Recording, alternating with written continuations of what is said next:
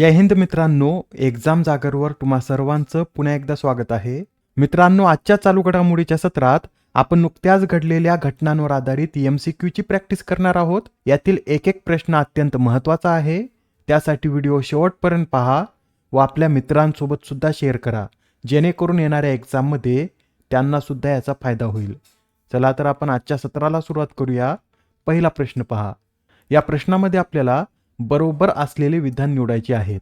पहिलं विधान पहा काय म्हणतं.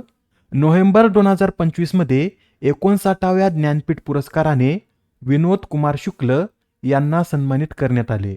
मित्रांनो, आपण मार्च महिन्यात पाहिलं होतं की 59वा ज्ञानपीठ पुरस्कार हा विनोद कुमार शुक्ल यांना जाहीर झाला आहे व आता त्याचं वितरण नोव्हेंबर महिन्यात करण्यात आलं. पहिलं विधान तर बरोबर आहे. बी विधान पहा. ज्ञानपीठ मिळवणारे विनोद कुमार शुक्ल हे राजस्थान राज्यातील पहिले लेखक ठरले असून हा पुरस्कार मिळवणारे ते 12वे हिंदी लेखक आहेत. मित्रांनो, बी विधानामध्ये उत्तरार्ध बरोबर आहे. म्हणजेच हा पुरस्कार मिळवणारे विनोद कुमार शुक्ल हे 12वे हिंदी लेखक आहेत. पण ते कोणत्या राज्याचे आहेत? तर ते छत्तीसगड या राज्याचे आहेत.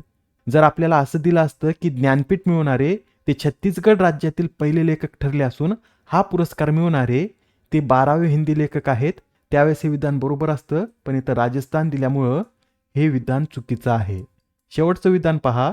1999 मध्ये त्यांच्या दीवार में एक खिडकी रहती थी या पुस्तकासाठी त्यांना साहित्य अकादमी पुरस्काराने सन्मानित करण्यात आले. विधान बरोबर आहे. 1999 मध्ये त्यांना साहित्य अकादमी पुरस्कार देखील मिळाला आहे. व कोणत्या पुस्तकासाठी? तर दीवार में एक खिडकी रहती थी. यात आपल्याला बरोबर विधाने ओळखायची आहेत. ए व सी हे विधान योग्य असल्यामुळे या प्रश्नाचं उत्तर काय असेल? तर पर्याय क्रमांक 1 हे या प्रश्नाचं उत्तर आहे. ज्ञानपीठ पुरस्काराविषयी सुद्धा आपण थोडक्यात माहिती पाहून घेऊया. ज्ञानपीठ पुरस्कारामध्ये विजेत्याला 11 लाख रुपयाचा धनादेश व वाघदेवीची प्रतिमा देण्यात येते. ही जी वाघदेवीची प्रतिमा आहे ही माळवा प्रांतातील धार येथील सरस्वती मंदिरातील एका मूर्तीची प्रतिकृती आहे. आणि मित्रांनो, ज्ञानपीठ पुरस्कार हा भारतीय नागरिकास भारतीय संविधानाच्या 8व्या अनुसूचित नमूद केलेल्या 22 भाषांपैकी कोणत्याही भाषेतील लिखाणासाठी दरवर्षी दिला जातो. पहिला पुरस्कार 29 डिसेंबर 1965 मध्ये मल्याळम कवी गोविंद शंकर कुरूप यांना देण्यात आला होता. बरं, ज्ञानपीठ पुरस्कार मिळवणारे पहिले मराठी भाषिक कोण? तर वि. स. खांडेकर हे ज्ञानपीठ पुरस्कार मिळवणारे पहिले मराठी भाषिक आहेत. याआधी जे ज्ञानपीठ पुरस्कार देण्यात आले ते सुद्धा आपण एकदा पाहून घेऊया. 2023 साठीचा 58वा ज्ञानपीठ पुरस्कार जगद्गुरू रामभद्राचार्य व गीतकार गुलजार यांना देण्यात आला. आणि शुक्ल यांना हा 2024चा पुरस्कार देण्यात आला आहे. हा पॉईंट सुद्धा लक्षात ठेवा. 57वा ज्ञानपीठ पुरस्कार कोकणी लेखक दामोदर मोजो यांना देण्यात आला. 56वा आसामी लेखक नीलमणी फुकन यांना देण्यात आला. तर 55वा ज्ञानपीठ पुरस्कार आकितम अच्युतन नंबुथिरी यांना देण्यात आलेला आहे. Next question. 20 नोव्हेंबर रोजी पाहण्यास मिळालेल्या मायक्रोमून या घटनेशी संबंधित विधानांचा अभ्यास करा. पहिलं विधान पहा. मायक्रोमून म्हणजे चंद्र पृथ्वीच्या खूप दूर अंतरावर जातो, याला चंद्राची अपभू स्थिती असं म्हणतात. मित्रांनो, विधान बरोबर आहे. मायक्रोमून म्हणजे काय? तर ज्यावेळेस चंद्र पृथ्वीच्या खूप दूर अंतरावर जातो त्यावेळेस चंद्राचा आकार छोटा दिसतो, यासाठीच याला मायक्रोमून म्हणून ओळखलं जातं व यासाठीच या घटनेला मायक्रोमून असं म्हणतात व यालाच चंद्राची अपभू स्थिती असं देखील म्हटलं जातं. आता दुसरं विधान पहा. या दिवशीचा चंद्र आपल्याला सामान्य चंद्रापेक्षा सुमारे 14% लहान आणि 30% कमी तेजस्वी दिसतो. मित्रांनो, बी विधान सुद्धा बरोबर आहे. ज्यावेळेस मायक्रोमून घटना पाहण्यास मिळते त्या दिवशीचा चंद्र सामान्य चंद्रापेक्षा सुमारे 14% लहान दिसतो व तो चंद्र 30% कमी तेजस्वी सुद्धा दिसतो. यातील दोन्ही विधाने बरोबर असल्यामुळे या प्रश्नाचं उत्तर काय असेल? तर पर्याय क्रमांक 3 हे या प्रश्नाचं उत्तर आहे. आता येथे आपण चंद्राची उपभू आणि अपभू स्थिती सुद्धा पाहून घेऊया. तुम्हाला इमेजमध्ये दिसत असेल, चंद्र पृथ्वीभोवती लंबवर्तुळाकार कक्षेत फिरतो व फिरताना चंद्र एकदा पृथ्वीच्या खूप जवळ येतो व एकदा चंद्र पृथ्वीच्या खूप दूर जातो. ज्यावेळेस चंद्र पृथ्वीच्या खूप जवळ येतो त्याला चंद्राची उपभू स्थिती असं म्हणतात. यावेळेस चंद्र आणि पृथ्वी यातील अंतर सुमारे 3,56,000 किलोमीटर इतकं असतं व ज्यावेळेस चंद्र पृथ्वीच्या खूप दूर जातो त्या स्थितीला चंद्राची अपभू स्थिती असं म्हणतात व त्यावेळेस चंद्र आणि पृथ्वी यातील अंतर सुमारे 4,07,000 किलोमीटर इतकं असतं. ठीक आहे, तुम्हाला आता उपभू आणि अपभू म्हणजे काय हे समजलं असेल. आता हा प्रश्न पहा. G20 नेत्यांच्या शिखर परिषदेत जागतिक विकासाच्या उद्देशाने 6 नवीन उपक्रम सुरू करण्याचा प्रस्ताव कोणत्या देशाने मांडला? तर हा जो प्रस्ताव आहे, हा प्रस्ताव आपल्या पंतप्रधान नरेंद्र मोदी यांनी मांडला आहे. म्हणजे ज्याचं उत्तर काय असेल, तर पर्याय क्रमांक 1 हे या प्रश्नाचं उत्तर आहे. मित्रांनो, पंतप्रधान मोदी यांनी जे 6 प्रस्ताव मांडलेत ते सांगायचे झाले तर यापैकी पहिला प्रस्ताव आहे पारंपरिक ज्ञानाच्या जागतिक भांडाराची स्थापना. दुसरा आहे आफ्रिका कौशल्य गुणक कार्यक्रम. तिसरा जागतिक आरोग्य सेवा प्रतिसाद पथक. चौथा ड्रग्ज आणि दहशतवादांच्या संबंधाचा सामना करण्यासाठी पुढाकार. व पाचवा आहे ओपन सॅटेलाइट डेटा पार्टनरशिप आणि क्रिटिकल मिनरल सर्क्युलेशन इनिशिएटिव्ह. यामधील आफ्रिका कौशल्य गुणक कार्यक्रमाचा उद्देश काय? तर आफ्रिकेतील तरुणांना कौशल्य देण्यासाठी 10 लाख प्रमाणित प्रशिक्षकांचा समूह स्थापन करणे हा या आफ्रिका कौशल्य गुणक कार्यक्रमाचा उद्देश आहे.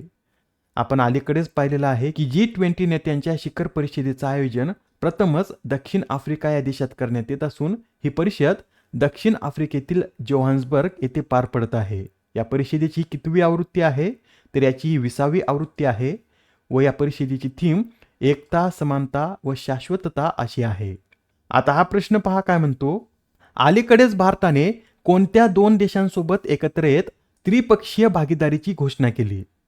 तर नुकतेच आता भारताने ऑस्ट्रेलिया आणि कॅनडा या 2 देशांसोबत एकत्र येत एक त्रिपक्षीय भागीदारीची घोषणा केली.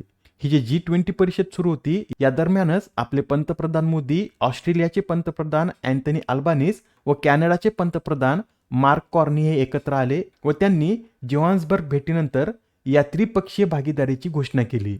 या अंतर्गत काय केले जाणार आहे? तर हरित ऊर्जा, कृत्रिम बुद्धिमत्ता आणि महत्त्वाच्या खनिजांसाठी पुरवठा साखळ्या या क्षेत्रांमध्ये सहकार्य मजबूत करण्याच्या दृष्टीने प्रयत्न केले जाणार आहेत. Next question. पहिल्या नागपूर पुस्तक महोत्सवाचं उद्घाटन कोणाच्या हस्ते करण्यात आलं? तर या पहिल्या नागपूर पुस्तक महोत्सवाचं उद्घाटन हे नितीन गडकरी यांच्या हस्ते करण्यात आलेला आहे. हा जो पहिला नागपूर पुस्तक महोत्सव आहे हा 22 नोव्हेंबरपासून सुरू झाला असून हा महोत्सव 30 नोव्हेंबरपर्यंत चालणार आहे. याचं आयोजन कोण करत आहे? तर राष्ट्रीय पुस्तक न्यास, महाराष्ट्र शासन आणि झिरो माईल यूथ फाउंडेशन यांच्या संयुक्त विद्यमाने या नागपूर पुस्तक महोत्सवाचं आयोजन करण्यात आलं आहे. आता हा प्रश्न पहा. सिकल सेल रोगांसाठी देशातील पहिल्या स्वदेशी CRISPR आधारित जीन थेरपीला काय नाव देण्यात आले? मित्रांनो, अत्यंत महत्त्वाचा प्रश्न आहे. येणाऱ्या प्रत्येक एक्झाममध्ये आपल्याला हा प्रश्न पाहण्यास मिळेल. तर लक्षात ठेवा, सिकल सेल रोगासाठी देशातील पहिल्या स्वदेशी CRISPR आधारित जीन थेरपीला बिरसा 101 असं नाव देण्यात आलं. काय नाव देण्यात आलं?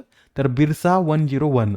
मित्रांनो, याआधीच आपण पाहिलं होतं की बिरसा मुंडा यांची यंदा 150वी जयंती साजरी करण्यात आली. 15 नोव्हेंबर रोजी त्यांची जयंती असते व यंदा त्यांची 150वी जयंती साजरी करण्यात आली व देशातील आदिवासी लोकसंख्येला प्रभावित करणाऱ्या या रोगाविरुद्धच्या थेरपीला बिरसा मुंडा यांचं नाव देऊन ही थेरपी त्यांना समर्पित करण्यात आली आहे. ठीक आहे, नेक्स्ट क्वेश्चन पहा. प्रतिजैविक प्रतिकारकतेवरील राष्ट्रीय कृती योजनेच्या दुसऱ्या आवृत्तीचे लोकार्पण कोणाच्या हस्ते करण्यात आले? तर अलीकडेच आता JP नड्डा यांनी AMR 2.0चं लोकार्पण केलं आहे. ही जी योजना आहे याची पहिली आवृत्ती 2017 मध्ये सुरू करण्यात आली होती व ही आवृत्ती 2017 ते 2021 पर्यंत चाललेली आहे व आता नवीन आवृत्ती 2025 मध्ये सुरू करण्यात आली व ही कधीपर्यंत राबवण्यात येईल?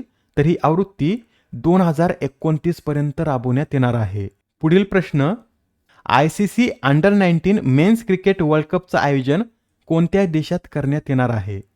तर हे जे ICC under 19 men's cricket world cup आहे याचं आयोजन झिम्बाब्वे व नामिबिया या 2 देशांमध्ये करण्यात येणार आहे.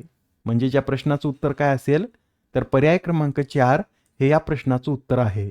आणि मित्रांनो, यातही नामिबिया या देशात प्रथमच एखाद्या क्रिकेट वर्ल्ड कपचं आयोजन होत आहे. ही या अंडर 19 मेन्स क्रिकेट वर्ल्ड कपची कितवी आवृत्ती आहे? तर ही 16वी आवृत्ती असून याचं आयोजन 2026 मध्ये 15 जानेवारी ते 6 फेब्रुवारी दरम्यान करण्यात येणार आहे. Next question.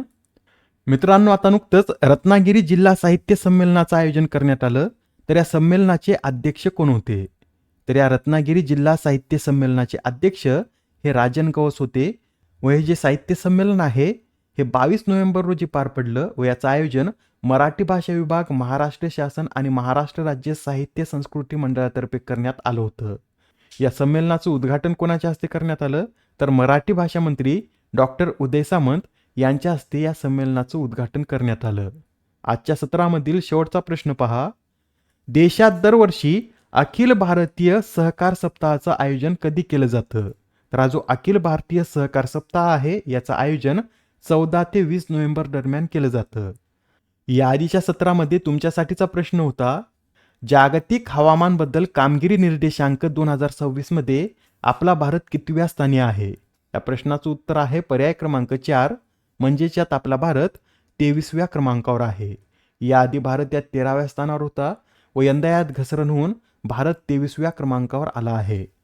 आणि मित्रांनो, या निर्देशांकातील पहिले 3 स्थान रिक्त ठेवण्यात आले असून 4थ्या क्रमांकावर कोणता देश आहे तर 4थ्या क्रमांकावर डेन्मार्क हा देश आहे.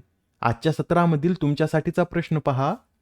कोणता देश हा कोलंबो सुरक्षा परिषदेत सामील होणारा 6वा सदस्य ठरला? आता या प्रश्नाचं उत्तर कमेंटमध्ये देण्याचा प्रयत्न करा. उत्तर चुकलं तरी काय हरकत नाही, कारण ज्यावेळेस तुम्हाला या प्रश्नाचं योग्य उत्तर माहीत होतं त्यावेळेस हा प्रश्न तुमच्या दीर्घकाळापर्यंत लक्षात राहतो. तर आता पुढच्या सत्रात पुन्हा भेटूया. धन्यवाद.